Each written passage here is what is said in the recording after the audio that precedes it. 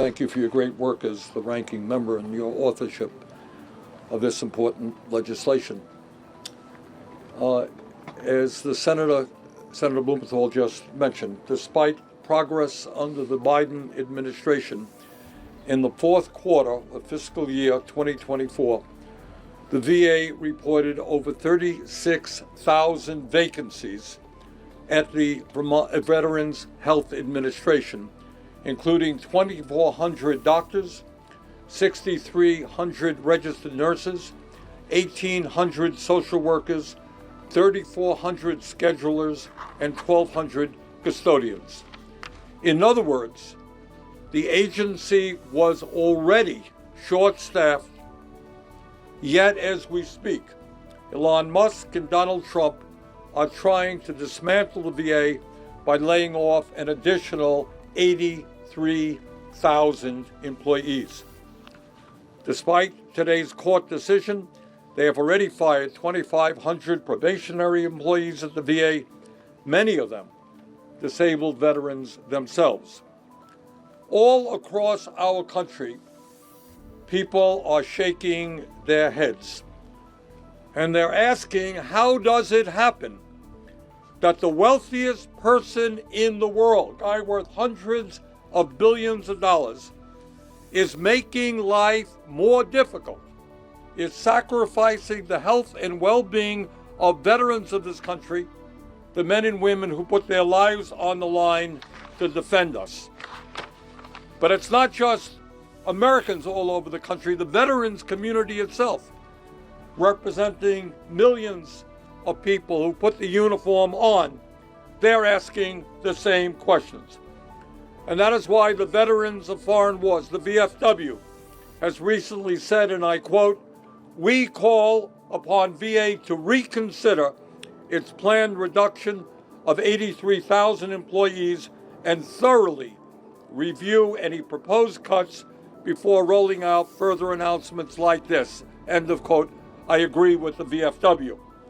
The Paralyzed Veterans of America said that they are, quote, deeply troubled by actions being taken in Washington, D.C.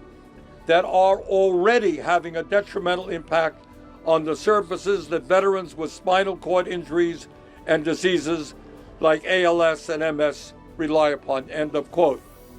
The Disabled American Veterans said, quote, "We are extremely concerned about the leaked proposal to arbitrarily eliminate 80,000 VA employees.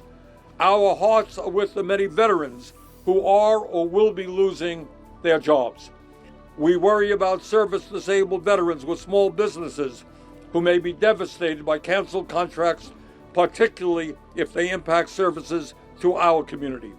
But foremost, we are concerned for the veterans who are contacting us with fear and anxiety about the future of the benefits, services, and health care they rely on."